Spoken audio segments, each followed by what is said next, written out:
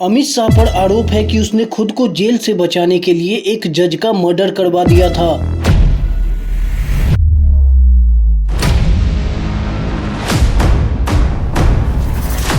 उन पर कई सारे ऐसे एलिगेशन लगे जो बीजेपी के आने के बाद सारे मिट गए। ये बात शुरू होता है 2005 में, जहां सोहराबुद्दीन शेख और उसकी पत्नी का इनकाउंटर कर दिया जाता है और इस इनकाउंटर में नाम आता है उस समय के गृह मंत्री अमित शाह का।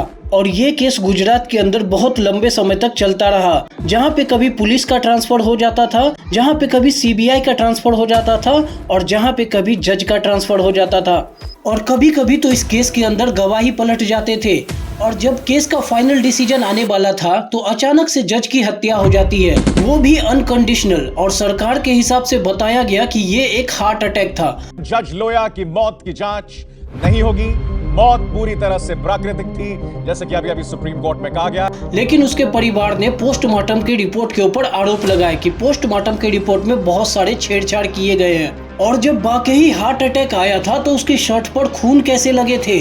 और सबसे बड़ी हैरानी की बात यह थी कि उनके मौत के कुछ ही समय बाद अमित शाह को क्लीन चिट मिल जाती है और वो सारे केस से बरी हो जाते हैं। ये एपिसोड 3 है। ऐसे ही डार्क सीक्रेट के लिए हमारे चैनल को सब्सक्राइब करना ना भूले। धन्यवाद।